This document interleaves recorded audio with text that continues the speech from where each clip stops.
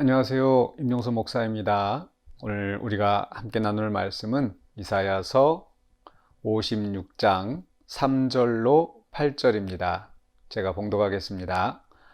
여호와께 연합한 이방인은 말하기를 여호와께서 나를 그의 백성 중에서 반드시 갈라내시리라 하지 말며 고자도 말하기를 나는 마른 나무라 하지 말라. 여호와께서 이와 같이 말씀하시기를 나의 안식일을 지키며 내가 기뻐하는 일을 선택하며 나의 언약을 굳게 잡는 고자들에게는 내가 내 집에서 내 성 안에서 아들이나 딸보다 나은 기념물과 이름을 그들에게 주며 영원한 이름을 주어 끊어지지 아니하게 할 것이며 또 여호와와 연합하여 그를 섬기며 여호와의 이름을 사랑하며 그의 종이 되며 안식일을 지켜 더럽히지 아니하며 나의 언약을 굳게 지키는 이방인마다 내가 곧 그들을 나의 성산으로 인도하여 기도하는 내 집에서 그들을 기쁘게 할 것이며 그들의 번제와 희생을 나의 제단에서 기꺼이 받게 되리니 이는 내 집은 만민이 기도하는 집이라 일컬음이 될 것이라. 이스라엘의 쫓겨난 자를 모으시는 주 여호와가 말하노니 내가 이미 모은 백성 외에 또 모아 그에게 속하게 하리라 하셨느니라. 아멘. 네, 차별 없는 하나님 나라의 복이라는 제목으로 함께 이 말씀을 생각해 보고자 합니다. 네, 저는 문득 그 지하철을 탈 때 이 지하철이 하나님의 나라와 비슷하다는 생각을 해본 적이 있습니다. 예, 누구라도 거기에 그 맞는 자기가 운행하는 그 거리만큼 맞는 그 삭스를 지불하기만 하면 다 누구에게나 기회나 균등하게 주어지고 어떤 차별이 없다라는 거죠.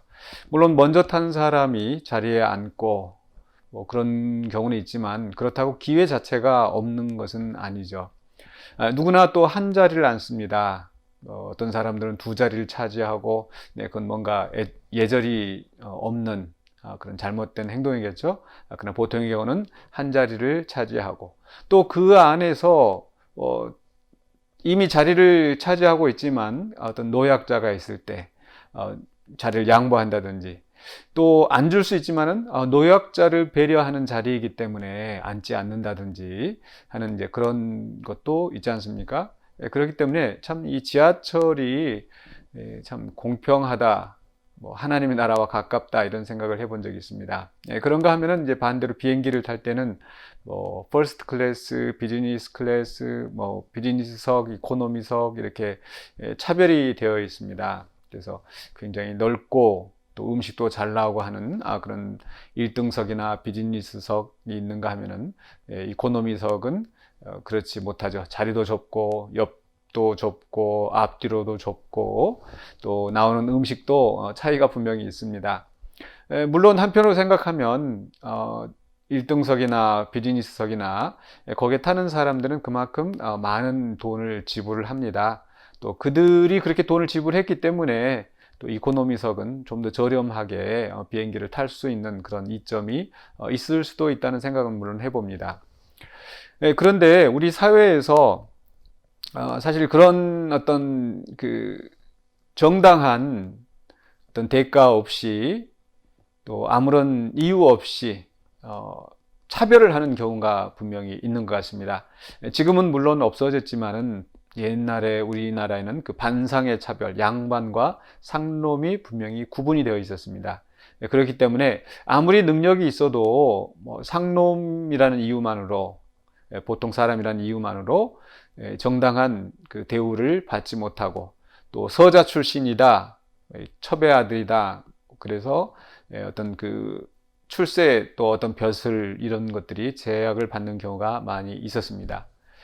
지금 또 이렇게 많지는 않지만 그래도 가끔씩은 그런 느낌을 가질 때가 있어요. 지역 때문에 어디 출신이다 그런 이유로 차별을 받는 경우가 있고 또 학연에 의해서 또 어느 학교 출신인가 또 명문대 출신인가 또 지방대 출신인가 또 어느 지방에 갔었을 때는 그 지방의 어떤 뭐 텃세라고 해야 될까요?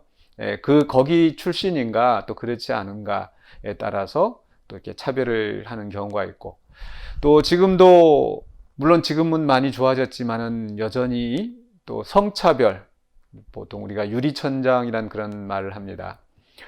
그래서 그 여성이기 때문에 또 정당한 또 이렇게 승진을 받지 못한다든지 어떤 일에 대해서 어떤 그런 차별이 있고, 또 우리나라를 벗어나면은 어떤 그 인종차별, 지금도 가끔 그런 인종차별에 의해서 어떤 폭행을 당한다든지 어떤 불이익을 당하는 그런 경우들이 참 많이 있습니다. 이런 경우는 참 어떤 근거 없이 그저 사람들의 어떤 편견에 의해서 또 어떤 잘못된 어떤 문화와 제도에 의해서 차별을 당하는 경우가 있습니다. 오늘 말씀 속에서 저는 우리 하나님의 나라, 또 하나님 나라의 복은 결코 이 차별이 없다라는 것을 우리가 찾아볼 수 있다고 생각을 합니다. 말씀에서 이방인과 고자 이 두 종류의 사람들이 나옵니다. 3절에서 시작할 때 여호와께 연합한 이방인은 말하기를 여호와께서 나를 그의 백성 중에서 반드시 갈라내시리라 하지 말며, 고자도 말하기를 나는 마른 나무라 하지 말라. 이 이방인이나 이 고자는 바로 그 고대 이스라엘 그 사회에서 아주 차별을 받는 또 밑바닥의 그런 사람이라고 할 수 있겠습니다. 이방인들은 그 나라에서, 이스라엘에서 그 기업을 가질 수가 없습니다. 재산에 대한 소유권이 없습니다. 그렇기 때문에 그들은 언제 거기에서 쫓겨나게 될지 알 수 없는 그런 외국인 이방인들인 거죠. 그런가 하면 이제 고자들 같은 경우는 뭐 그 나라 국민이긴 하지만 그 자녀들이 없기 때문에, 그 후손이 없기 때문에 이제 단절에 대한 그런 위험이 있습니다. 그러니까 이방인들 어떤 소외에 대한 어떤 불안이라고 한다면, 그러나 고자들은 어떤 단절에 대한, 자기 대에서 끊겨지게 되는 거죠. 우리가 보통 이제 이름을 이어가고 또 그 이름에 또 그 조상의 그 유업을 물려받게 되는데 그게 끊어지게 되는 거죠. 그런데 하나님께서 말씀하시기를 이방인들이 이제 하나님께서 갈라내실 것이라 그렇지 않다라는 겁니다.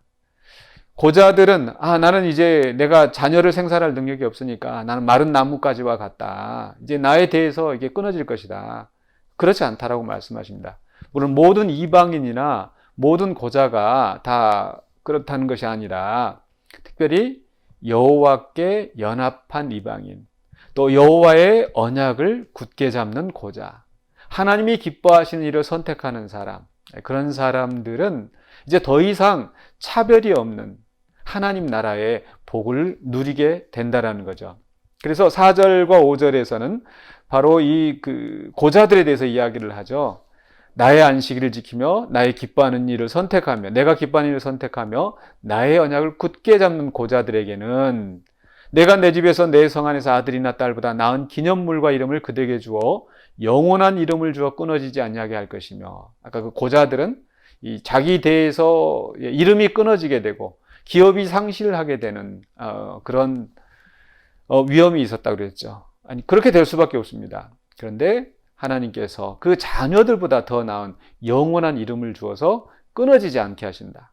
마찬가지로 이방인에 대해서도 6절과 7절에서는 여호와와 연합하여 그를 섬기며 여호와 이름을 사랑하여 그의 종이 되며 안식일을 지켜 더럽히지 아니하며 나의 언약을 굳게 지키는 이방인마다 하나님께서 그들을 성산으로 인도하시고 하나님께서 그들의 번제와 희생 제물을 받으신다. 하나님의 백성으로 인정을 받게 된다는 겁니다. 이건 굉장히 파격적인 선언입니다. 그 당시에 그 이방인들은 성전 근처에도 올 수 없었습니다. 성전 안에 들어가면은 그건 불경죄였습니다.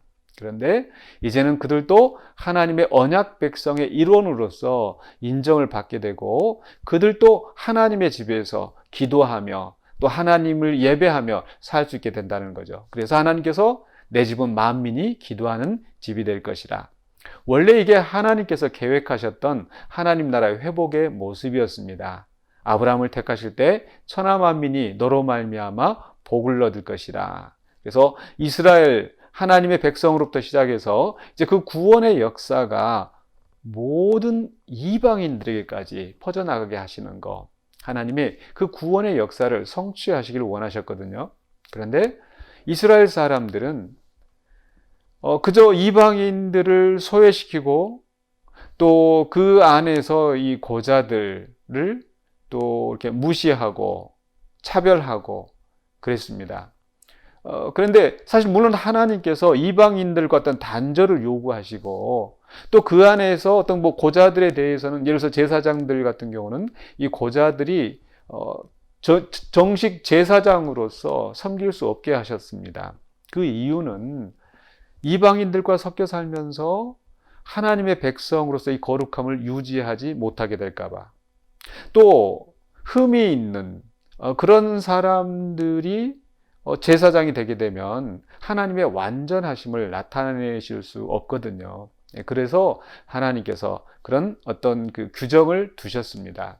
그러나 하나님의 원래 계획은 차별 없는 하나님의 복을 받게 하시는 것이었습니다.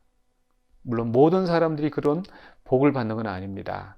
오늘 말씀 속에서 여호와께 연합한 이방인과 고자들, 하나님이 기뻐하시는 일을 선택하는 사람, 안식일을 지켜 더럽히지 않는 사람, 그러한 사람들에게는 어떤 그런 외적인 조건의 차별 없이 하나님께서 복을 주신다라는 거죠. 오늘 왜 이런 말씀을 하십니까?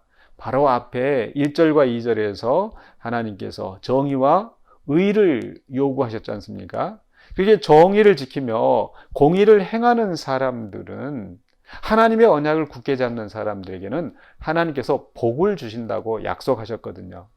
그래서 이제 3절부터 그 이하에서는 그 약속을 굳게, 언약을 굳게 잡는 사람, 하나님이 기뻐하시는 일을 선택하는 사람들은 설사 그가 이방인이라 하더라도, 고자라 하더라도 하나님께서 약속하신 그 하나님 나라의 복을 얻게 될 것이다. 그렇기 때문에 이 말씀을 듣는 모든 사람들에게 바로 그런 외적인 조건에 치우치지 말고 하나님의 언약을 굳게 잡고 하나님이 기뻐하시는 일을 선택하며 살라고 이 말씀을 주시는 겁니다.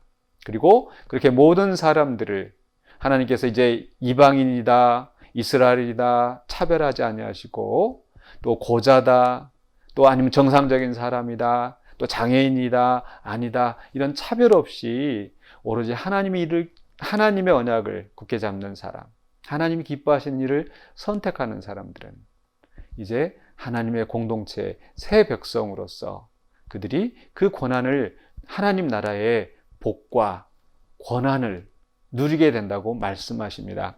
그래서 8절에서 이스라엘의 쫓겨난 자를 모으시는 주 여호와가 말하노니 내가 이미 모은 백성 외에 또 모아 그에게 속하게 하리라 하셨느니라.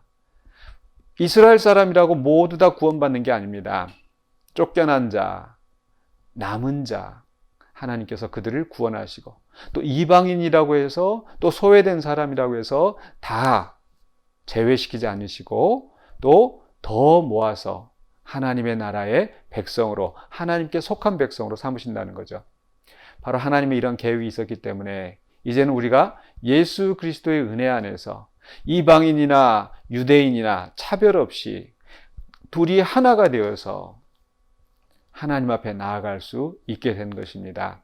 그렇기 때문에 오늘 우리는 이 말씀을 생각하면서 우리 어떤 그 외적인 조건을 따지지 아니하고 우리를 외모로 보시지 않는 하나님, 우리가 하나님의 뜻을 행하고 하나님이 기뻐하시는 일을 행하기를 원하시는 하나님이시기 때문에 이제 우리가 오늘 삶을 살아가면서도 내가 하나님이 원하시는 일을 선택하며 하나님의 마음에 맞는 사람으로 살아가기를 원합니다. 그러할 때에 하나님께서 약속하신 하나님 나라의 복을 우리에게 채워주실 것입니다. 그래서 그 복을 누리시는 저와 여러분이 되시기를 주의 이름으로 간절히 축원합니다. 기도하겠습니다. 사랑의 주 하나님 은혜를 감사합니다. 이 세상에는 많은 차별이 존재합니다. 그러나 외모로 보시지 아니하시고 그 중심을 보시는 하나님, 우리가 하나님의 기뻐하시는 일을 선택하고 하나님 마음에 맞는 백성으로 살아가고자 할 때 그 어떤 차별도 없이 우리를 기쁘게 받으시고 또 우리에게 영원한 하나님 나라의 복을 채워주실 줄로 믿습니다. 그러므로 우리가 이 세상을 살아갈 때 내 욕심 내 생각대로 살아가지 않게 하여 주시고 또 세상의 기준을 따라 살지 않게 하여 주시고 오로지 하나님이 기뻐하시는 하나님 마음에 맞는 삶을 살아가는 우리 모두가 되게 하여 주시옵소서. 예수 그리스도 이름으로 기도하옵나이다. 아멘.